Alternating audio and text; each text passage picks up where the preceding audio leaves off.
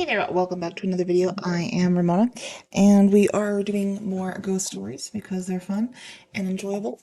There's a lot of them. So, um, what are some true ghost stories, experiences that you have had? Ready?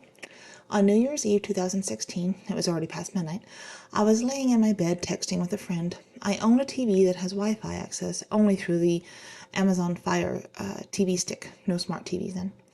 The remotes were laying on the floor and my cat wasn't in the room, so it was not possible he stepped on the remote, for example. Suddenly, the TV turned on by itself and showed the home interface of the Fire TV stick. Years later, I tried to remake this with another friend because she had the same combination at home. It doesn't happen when you try to open a YouTube video via the app on TV. You first have to turn on the TV via remote and then you can open the video. So the TV didn't turn on because I accidentally opened the YouTube video via app. So who or what turned the TV on? I grew up in a haunted house until I was almost 14 years old. My mom paid about $200 in rent for a 3-bedroom house, and the entire time because our landlord was just a really nice old lady. So I can see why she never wanted to leave, despite the paranormal stuff happening. The people who lived there before us were our cousins, and they moved out because of the ghostly stuff that they witnessed. The house was very old, probably 150 years old now. There was an outhouse and a well right behind the house where they just built extra rooms around. The outhouse was now the only bathroom connected to the third bedroom they added on, and the well was now in the laundry room. I always felt a very eerie feeling being near that well. Something about it just felt bad. We had a few cousins that came to live with us for a few years too, and every single person who ever lived there had some kind of paranormal experience. We all saw the exact same apparition at different times. It was a tall, shadowy figure wearing a hat and a trench coat. He didn't feel like a bad spirit. He would always appear in the living room, walk through my parents' bedroom into my sister's room, and disappear. We saw him so many times over the years. The front door had a padlock and a chain lock. They would both come just undone, and the door would be wide open randomly. I was too afraid to even go into the bathroom at night, because every single time it felt like there was something standing right behind me. I would literally run back to the living room. Everyone had the same feelings about the bathroom at night, too. At first, we were all hiding it, then one day my mom talked about some stuff that she had been seeing, and we all shared our things. I don't know why, but the activity increased pretty heavy after that. I would be watching TV in the living room, and the kitchen drawers were open and closing to where I could hear the silverware rattling and plates shaking. The cabinet doors slamming. I even heard stomping while this was going on, and would just get under the covers and cry myself to sleep. Sometimes I think the entities were feeding off the negative energy in our household because my dad was very abusive in every sense of the word. I say this because after my parents finally divorced, the activity almost completely ceased. My mom actually did a little spell and put salt on all the windowsills and said a prayer, and the activities completely stopped. Until one day when we realized there was a secret window in one of the closets that was covered up. Literally, right after we discovered that, the next day, the activity resumed. It was wild. We even caught the closet door opening and closing by itself on video by accident because my brother left his laptop on and recording and didn't realize it until we came back and watched the video. I was even sitting on the computer on the video and never even noticed.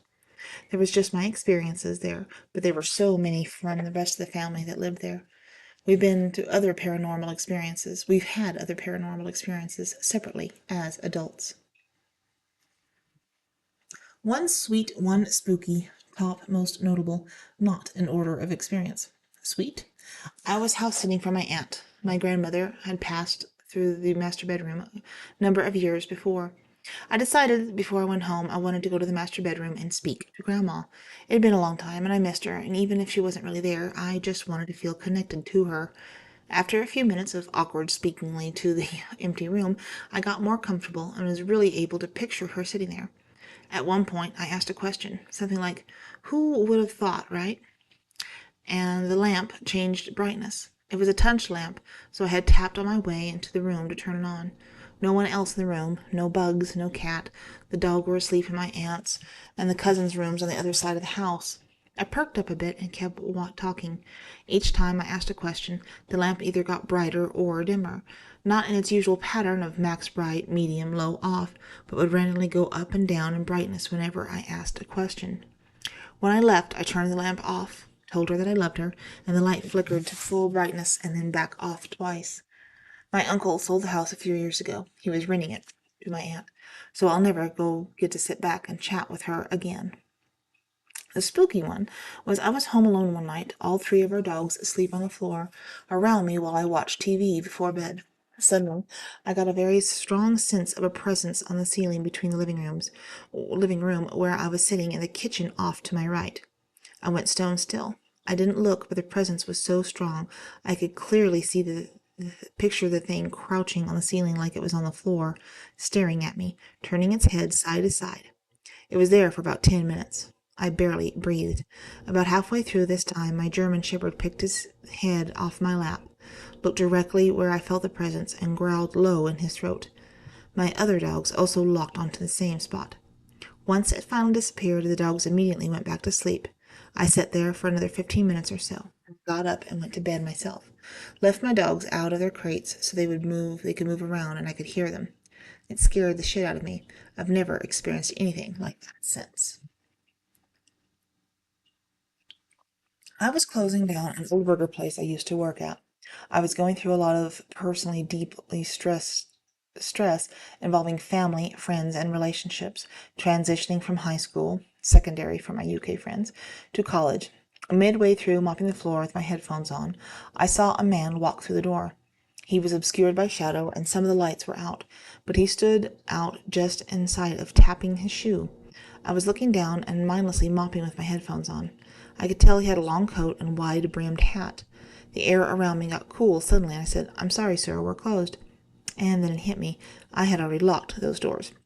I tore out my headphones and looked up. He was gone. I never drove home that cautiously my entire life. One of my earliest memories, I woke up in my crib and a man in an old police uniform with dead eyes staring straight ahead, and his skin tone was that of a heavy drinker, was standing like attention to my right side. My grandmother came in the room, and he was gone. I heard about my dad's Uncle Bob, a cop, who lived there and died in 1949. He was a hard partier and drank a lot. He was 42 when he died. I never saw a picture of him until I was in my 40s. That was the face of the dead-eyed man standing over me. As a very young child, around 3 to 4 years old, whenever I was alone in my room, I would clearly hear this very strange laughter. It sounded like the laughs were high-pitched, too high-pitched to be as well as deep and low-pitched, then merged together into a single laugh. The longer I stuck around, the more voices that sounded the same would join in until it sounded like a group of 3 or 4 people. It sounded like mean-spirited mocking laughter, like it was maliciously directed toward me. It happened just about any time I stuck around my room alone for long enough.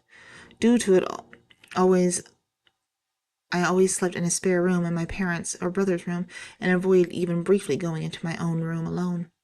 One day, when the laughter had started up and had built up loudly, I yelled for it to stop and to leave me alone. That made the laughter go silent, and it never returned. I remember telling my family members about it at the time, and none of them heard it, despite it being loud and definitely seemingly audible within my room, not something in my head. It wasn't anyone playing a prank or laughter coming from some outside source.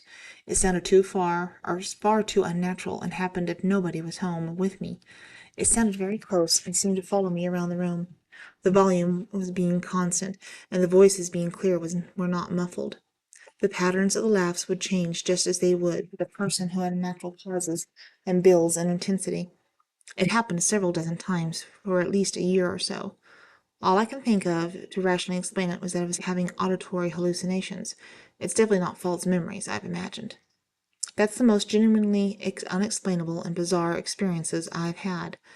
Unless it was a recurring hallucination, the only other conclusion I can make is it was something paranormal. I lived in a house that I'm assuming, had a legitimate poltergeist for about 4 years. I don't think it was a ghost, but regardless, it doesn't matter what I really think. I promise you everything I say is truth, as much as I can substantiate it on Reddit. Here is my story. This is going to be a bit detailed, so I'll put a TLDR at the bottom. I wrote about this before in a short comment, but recently I've been compelled to share it in its entirety. Maybe someone else knows what's going on with this. They had a similar experience, and this can help. I've also edited the post to comply with the wall of text rule, as paragraphs have been added throughout. I've made a few edits to fix grammar and add some details. This all occurred 5 years ago. I had a friend in high school who I'll refer to as Dee, and Dee and I were very good friends for a long time. I've had I was having some home issues at the time and had developed some anxiety due to it. It was also at the house. As much as I could be a place of comfort, I never experienced any weird stuff for at least a few months into knowing him, but as time progressed, all that changed, and progressively things got worse and worse. I refused to go over to his house now, and our friendship has drifted due to this. Keep this in mind. I don't believe there was a ghost in his house. I believe there is something far more dark and sinister, so I want to elaborate on why I think that something of that nature would be attracted to Dee's house, and why it would try to harm me. A bit of a background about Dee and his family that I personally think attributed to whatever haunted his house, or rather haunted me. They were slobs. I mean, their house was filthy and disgusting. The more I got to know Dee and his family, the more I realized how negative they all were, especially Dee, with who I was best friends at the time. His dad was an addict, and so was Dee. An addict to weed, alcohol, food, smoking, anything. It didn't matter. They lacked any semblance of self-control. This, I believe, was the main cause. I got Dee into PC gaming, and let's say he wasn't too clever with his browsing history, and I accidentally stumbled into some private tastes he has, very odd, specific tastes. I won't disclose what it was, but I know that it was definitely something that would attract evil, if you believe in that sort of thing. I'm no prude, but trust me when I say I doubt his taste is anything you'd look up late at night, you'd ever look up except late at night. I started to realize over the months that we were spending together every day, almost all day, that Dee was a dark person, full of jealousy, hatred, selfishness, and objectively speaking, a dumb person. He didn't really try to hide his vices. I found a lot of disturbing things in his room and in closets in the house. I kept everything to myself, and he ended up telling me about his problems with his taste years later. We both experienced a paranormal event that night, but that was long and a different story entirely. I think it's important to note that I was raised a Christian, held Christian beliefs, but I am generally a bad Christian, and have struggled with my faith and following what I believe. This hypocritical conviction, I believe, played a significant role in my haunting. His family attended a cultish church that partakes in holy laughter and speaking in tongues, something I was raised to believe was false and wrong. Whatever was haunting that house only haunted me, and still to this day, Dee and his family either think I made everything up or just don't care. I don't know which is true. I'll begin with this first experience. This must have been around 6 months into being there every day, but it might have been sooner. I started keeping my gaming PC at Dee's house after knowing each other for a few months. This came after some other stuff at home happened, and when Dee wasn't home, I would hang out there alone and chill after school. I basically lived there. I kept all my stuff in this small guest bedroom, which shared a wall with Dee's room. The first experience I had was while I was playing CSGO. I don't know what that is, and I heard what sounded like footsteps directly above my bed. To give context to people who don't know what that is, it is a competitive game that requires a lot of focus. So even though I could hear these sounds above my head, I just ignored them. It was the first time I could hear these footsteps that would become all too familiar. The footsteps sounded like pirate boots on a boat you could hear in Pirates of the Caribbean, dramatic, loud, large thuds with each step. The sounds persisted for at least 10 minutes off and on before abruptly stopping, which was immediately followed by the closet door, a thin sliding plywood door at arm's length away being hit from the inside hard. Imagine a small child were to run into a door. The desk my monitor was set on shook, and I was just baffled and stuck in my chair from pure fear. I stared at the sliding glass door, waiting for it to open, but it became quiet instead. No footsteps. It scared me to the point where I just sprinted out of the room and to the front of the house, where I still stayed still till Dee got home. I told him what happened. He didn't think much of it. We went into the room and he slid open the door. Nothing. I searched the whole closet. No holes where rats would have come out of. Only a few empty cardboard boxes. From this point on, it became norm for me to hear footsteps directly above my head, but only whenever I was there alone. The footsteps would follow me throughout the house, and occasionally I would stop and they would come right above my head. If I stayed still too long, they would stomp. I can't emphasize enough how much they matched my movement, and this may sound odd, but they reached into my thoughts. I would think to myself, okay, I'm going to move in 3, 2, 1. Then before I actually moved the steps, the footsteps would stomp around and walk in circles. It was horrifying, and I seriously could not explain it to myself. This was disturbing to me, but I really didn't have anywhere else to go, so I just ignored it and chalked it up to rats or something. This phenomenon would happen every few days when I was alone in the house, and each time it made me so scared. It made me feel so alone. Fast forward a year, maybe. I'm lying in bed. It's Saturday morning, and I'm here in the house, alone in the guest room. D is at work. His parents aren't home. It's 11 a.m., and I'm scrolling mindlessly on my phone. Breaking the dead silence instantly, I hear footsteps in the attic, but this time running from across the house very aggressively to exactly over my head. I remember it vividly. The running stomped right over my head, and I just laid there in fear and in silence. The footsteps seemed like they were angry. For the first time, I felt a presence. It's hard to explain, but imagine your eyes are closed and someone gets very close to your face. Even though you can't see or hear them, you can sense them. That's how it began to feel with this thing. I would sense it before I heard it. I became very acute to its presence over the years. It was a good 2 minutes before I went to get out of the bed, and then, exactly as I had mentioned with the footsteps, to the thought of myself moving, a loud crash directly above me, right where I was looking straight into the ceiling from the attic. It was as if you were deadlifting 150 pounds and then threw it into the ground as hard as you could. I immediately sprinted out of the house again, except this time I walked home because I knew it would be hours before anyone else was home. This is where I started dreading sleeping at his house. Was it the attic? I became obsessed with that question. I told Dee this, and he nonchalantly wrote it off as an animal, but as much as I explained it to him, it was exactly to my thoughts that he didn't think much of it. A few days after this, we were in the garage, where there's an entryway into his attic. I convinced him to get a ladder and see what we could find in there. I went up first, shined a light deep into the darkness of the room. I couldn't see anything. No amount of money on earth would compel me to enter that room. Something about it was just wrong. I saw, however, a black box. It was right back in the corner of the attic, right above the guest room. I think this box was what was dropped over my head a few days previous. I had Dee look, and he saw it as well. In hindsight, I wish we had gone in and looked at what was inside the box. I'll come back to this later.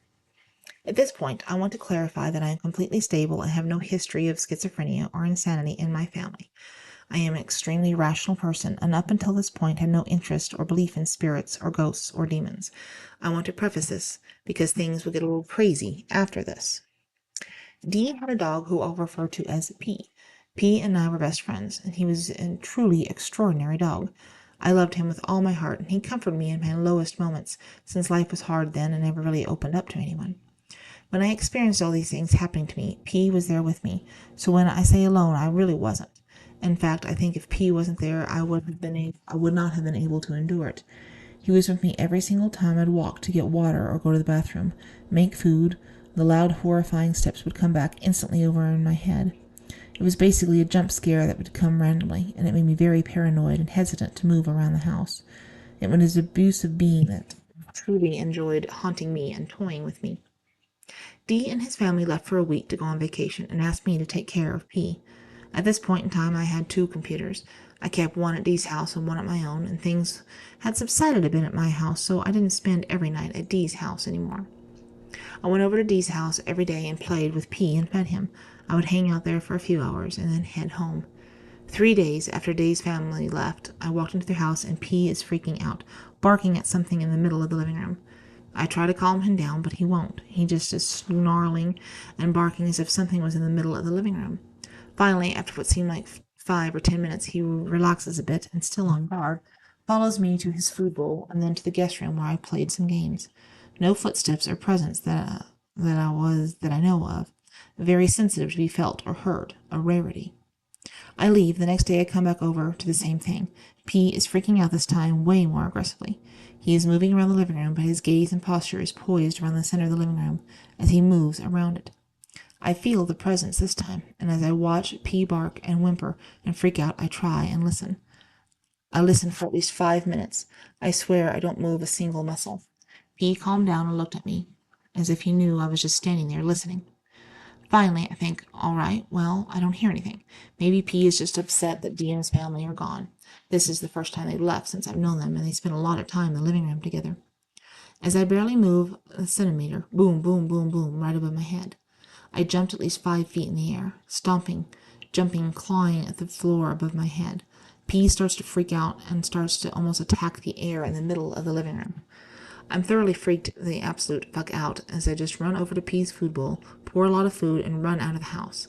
It was just at this time that I realized I really just did not want to ever be in that house again, alone or not. The next 2 or 3 days I go over there. P is still freaked out, but no longer barking or anything related to the living room. I quickly fed him and left. This was on the last day. The last day before Dee and his family came home, something happened. I enter the door and immediately feel the presence. It's almost as if the air itself gets humid and thick. I'm on guard, and P is crying this time. He's literally crying, jumping on me and whimpering as I enter the door. I take one step into the door, and loud footsteps right above me. The first step I take into the house, I'd almost gotten annoyed with this thing at this point. I didn't bother to stop and listen. I just headed over straight to P's food bowl. We walk over to the side of the room where it's kept. It's missing. The food bag, which is heavy and zipped, is still sitting there, but the bowl is missing. I look around, and as I walk around the house, I hear the footsteps following me in the attic above my head. P is whimpering and every few seconds barking. I walk back out of the living room, and what I saw next literally has changed my life forever. P's food bowl is sitting directly in the middle of the living room, right where P had been barking and attacking the air a few days prior. It is completely full of food. In fact, it was overflowing with food, as if it was a message, I knew why you were coming here. I remember walking backwards slowly out of the house, stunned. I could not believe my eyes. I shut the door and got into my car. I forgot to mention I drove over with my girlfriend, and it was late. She knew about Dee's house and the things I'd experienced there. She said I was white as a ghost, no pun intended, and apparently had tears streaming down my face. Before I even said a word, I had the car pulling out of the driveway. She frantically was asking what happened. It was the moment I decided that I would never go back into his house alone ever again. Dee and his family came back, and I told them what happened. His mom looked at me like it was a joke, and she half listened to me and half listened to the TV show she was watching. I told his dad that maybe a homeless person was living in the attic and that he has to look in there. He finally accepted, and he and Dee walked into the garage with the ladder, and his dad peered into the attic with a flashlight. He said, "There's nothing here." And I said, "Look at the back corner. There's a black box there." "No, there's not." Dee and I looked at each other. For the first time, I think Dee finally was scared because he saw the black box himself. Dee and I told his dad about the box, and I told him it was thrown at the ceiling floor when I was in the house alone. He didn't care. He just simply shut the attic door, climbed down the stairs, and put the ladder back. I told Dee that I was done sleeping at his house, and I was done staying there, period. I told him if he wants to come over to my house, that's fine, but I was going to take my computer home, and that was that. He was super pissed, but I told him that over the years he never took me seriously, and I was done. It simply was too scary to be there, and after spending so much time there and enduring a lot of hardships in my own personal life, I associated the horror of that house with the anxieties and worries of my own life. Throughout writing this post, I remember so many things that happened to me back in that house, but I think you get the point. Leaving that house for good was a life-changing decision for me. I don't know why those things happened to me, but in a weird way it made me a stronger person because I had to decide that I was done and didn't care how I made Dee feel. That sounds selfish, and maybe it is. My whole life I never cared about anyone myself first. This was the first time I did. I have been back over there since. I vowed to never go again, and the short times I go over I still feel a presence there. But Dee is a good friend, and he struggles with a lot of his own demons, so when he begs me to come over for a few hours, I do. I tried to spend the night there one time, and the sliding closet door was run into again like the first time when I was falling asleep. This completely solidified my decision to never stay there again. I learned things about Dee after all this went down that made a lot of the evil in the house make much more sense. Dee is a disturbed and confused person, and his family has a history of disturbing and sinister events. Whatever was in his house was forever changed in my life, and my views on things that are unexplainable. Edit. I wanted to add this here. I should have taken P. I think that's something that posting this has made me realize. There was a lot of reasons why I couldn't, but I should have tried. I had the only key to Dee's house. All the doors were locked, and I could have known if the house was broken into. When I saw the food bowl, I literally just couldn't think straight. It was the most scared I've ever been in my entire life, and I just walked backwards out of the door while I looked at it. P was barking in the living room when I shut the door and locked it. I remember exactly the way he jumped and barked as I shut the door, as I was looking at a picture, and I could hear him barking as I walked into my car. My girlfriend was so confused as to why I walked backwards. She was laughing. Then I got in, and she saw that I was crying. I didn't realize that I was crying until we were out of the driveway. I regret not taking him a lot. Leaving that house was the best decision of my life, and hope that when I left it there, so it would also leave P alone. So, there we go. Um, yeah, that's a little strange. That was a lot of story. That was a lot. Um, anyway, I hope you guys enjoyed listening to me read that. Please like, share, subscribe, comment, do all the things, do some of the things, and go check out another video if you don't mind. And we'll talk to you later. Bye. Hello, once again, I am Ramona, and I'm here to shamelessly self-promote one of my little projects over on Amazon.com, the Easy to Color coloring book. These are all hand-drawn with the stencils because it was cooler that way. I tried drawing hands-free or, freehand. That's something nobody wants to see. So this is a coloring book. It's got, I don't remember how many it's got in it. I want to say between 40 and 50. Big, large images, good for kids, good for adults with arthritis like myself. So, I can't do the little intricate things. I love coloring. I color all the freaking time, but it's hard for me to do the intricate stuff. So that's why I created this little coloring book. Lots of weird geometrical shapes because that's what I like to do. There's also little inspirational, not so inspirational quotes on the back, just so you can pass your time and have a little bit of fun. But go check it out over on Amazon.com. It says volume 1. I haven't gotten around to making a volume 2, but maybe someday. You never know. Hope springs eternal. But check it out, and we'll talk to you later. Thanks for listening and watching. Bye-bye.